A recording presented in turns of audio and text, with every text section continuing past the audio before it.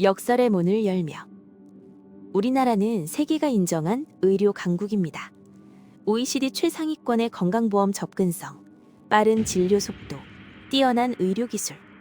외신들은 한국의 의료 시스템을 기적이라고 부릅니다. 그런데 참 이상한 일이 있습니다. 의사에게 하루에 100만 원을 드리겠다고 했습니다. 한 달이면 3천만 원입니다. 그런데 아무도 오지 않았습니다.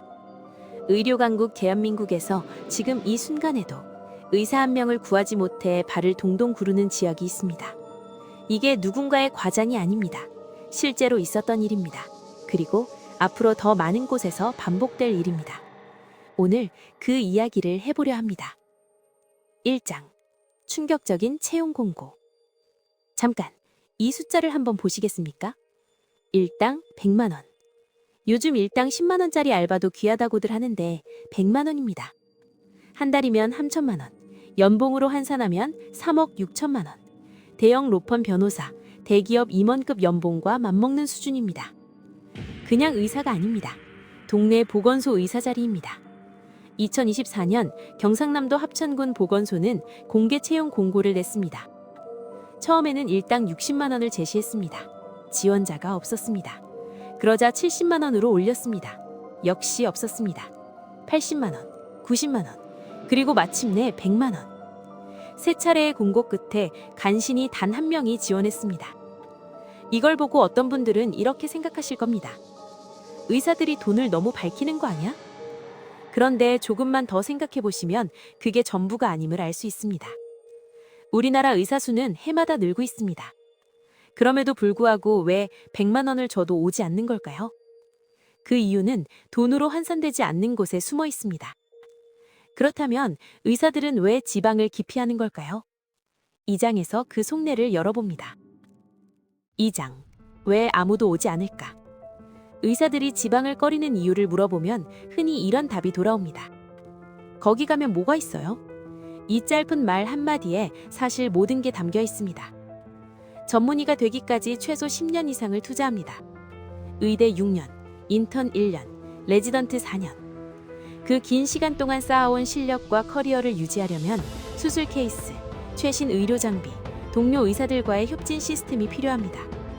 그런데 인구 5만 명도 안 되는 지방 소도시에, 그것도 보건소에는 그런 환경이 없습니다. 지방에 내려가는 순간 경력은 그 자리에서 멈춰버립니다. 거기에 가족 문제도 있습니다. 자녀 교육 인프라, 배우자의 직장, 문화생활. 의사 한 명의 선택이 온 가족의 삶을 바꾸는 일입니다. 단순히 돈을 더 준다는 말로 해결될 문제가 아닌 거죠. 이건 의사 개인의 이기심의 문제가 아닙니다. 수십 년간 누적된 수도권 집중화가 만들어낸 구조적 결과입니다. 그러니 100만 원이라는 숫자는 사실 하나의 신호탄에 불과합니다. 진짜 문제는 그 뒤에 있습니다. 합천의 보건소 채용 현장, 그 험난했던 3번의 공고 뒤에 무슨 일이 벌어지고 있는지 지금부터 본격적으로 들여다보겠습니다. 3장. 합천의 험난한 채용 과정. 채용 담당자는 처음 공고를 낼 때만 해도 설마 했을 겁니다.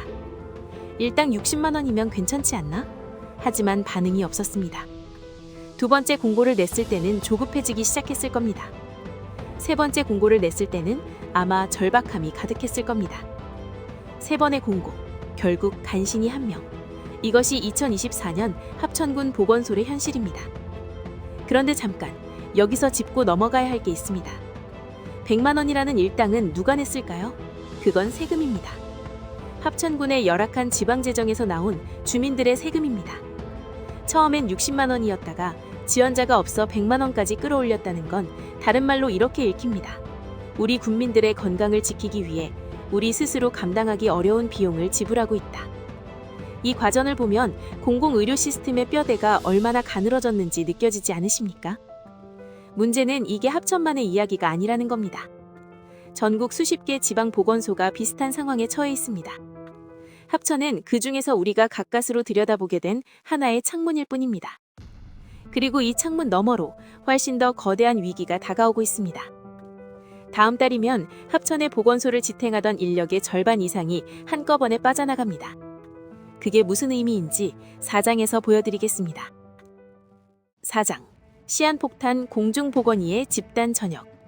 합천군 보건소에서 일하는 공중보건의는 모두 26명입니다. 공중보건의, 흔히 공보의라고 부르죠. 병역 의무를 군 복무 대신 농어촌 지역 의료기관에서 근무하는 방식으로 대체하는 제도입니다. 사실상 지방 공공의료를 떠받치는 핵심 기둥입니다. 그런데 지금 이 기둥이 한꺼번에 흔들리려 하고 있습니다. 26명 중 무려 17명이 다음 달 복무 만료로 한꺼번에 떠납니다. 전체 인력의 65%가 단 한 달 사이에 사라지는 겁니다. 새로 충원이 된다면 다행이지만 현실은 그렇지 않습니다. 그 빈자리를 채울 신규 공보의 배정은 이미 급감하고 있는 추세이기 때문입니다.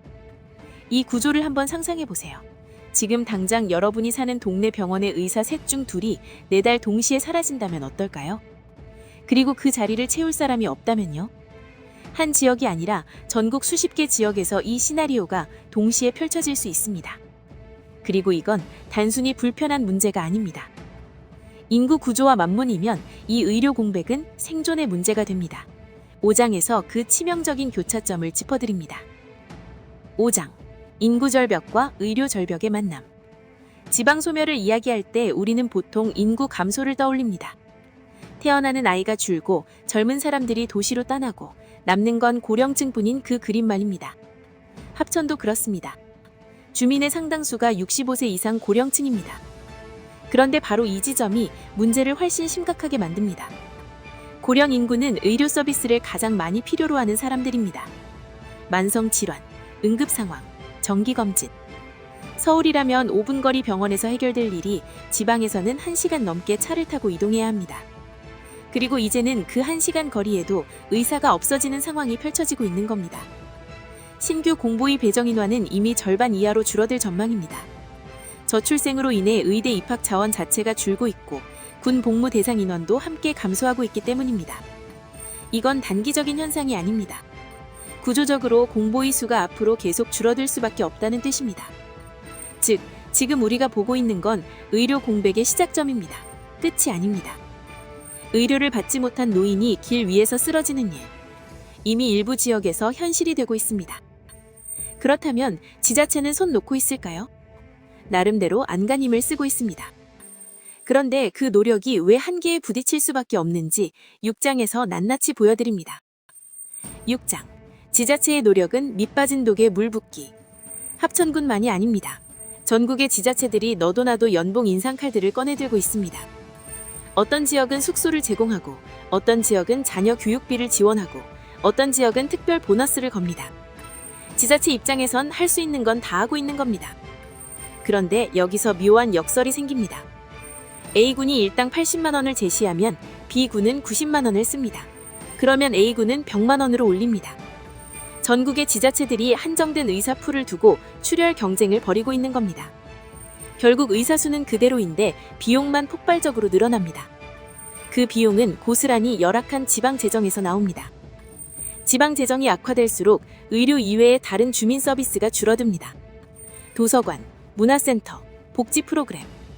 그러면 지역의 정주 여건이 더 나빠지고 또 인구가 빠져나가는 악순환이 반복됩니다.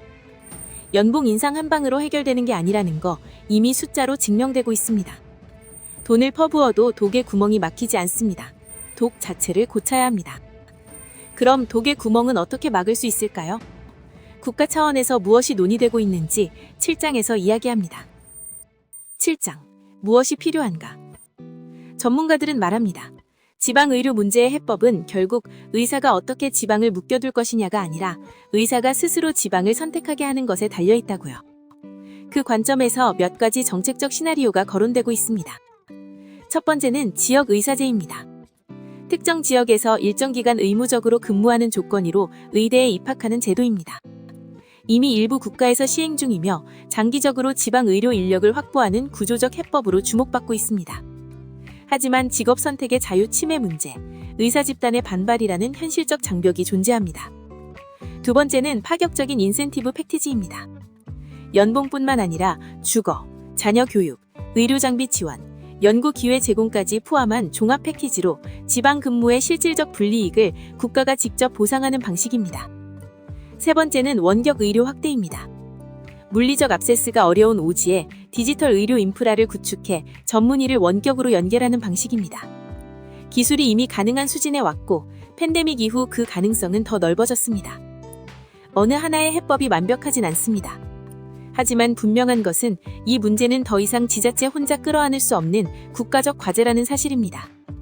중앙정부가 설계도를 들고 나서야 할 시점이 이미 지났습니다. 마지막으로 이 모든 이야기를 듣고 난 지금 여러분께 한 가지 질문을 드리고 싶습니다. 8장 여러분의 동네는 안녕하십니까? 지금까지의 이야기 어떻게 들으셨나요? 합천이라는 낯선 이름의 작은 고장에서 시작된 이야기가 사실은 대한민국 전체의 이야기였습니다. 의사 한 명을 구하지 못해 3번의 공고를 냈던 그 보건소는 우리가 지금껏 당연하게 여겨온 가까이 있는 의료가 결코 당연한 게 아니었음을 보여주고 있습니다. 서울에 사는 분들은 이렇게 생각하실 수 있습니다. 그건 지방 얘기잖아요. 그런데 지방이 무너지면 도시도 안전할까요? 의료 인력은 한정되어 있습니다. 지방 공공의료 시스템이 붕괴하면 그 여파는 결국 대도시의 의료 자원에도 영향을 미칩니다. 응급 환자 이송 과부하, 수도권 병원의 쏠림, 의료 비용의 상승. 이건 남의 일이 아닙니다. 그리고 무엇보다 이건 숫자의 문제가 아닙니다. 합천의 어느 할머니가 쓰러졌을 때 30분 안에 의사를 만날 수 있느냐의 문제입니다. 그 할머니가 우리 엄마일 수도 있고 우리 할머니일 수도 있습니다. 그래서 오늘 마지막으로 딱 한 가지 질문을 드리고 싶습니다. 여러분의 동네는 안녕하십니까? 지방 의료 붕괴는 서서히 진행되고 있습니다. 뉴스에 크게 나지 않아서 내 눈앞에 없어서 우리가 모를 뿐입니다. 이 시스템이 지속 가능한지 우리가 함께 고민해야 할 때가 바로 지금입니다. 오늘 영상이 그 고민의 작은 시작이 되길 바랍니다. 지금까지 봐주셔서 감사합니다. 구독과 좋아요는 이런 이야기를 계속할 수 있게 해주는 힘이 됩니다.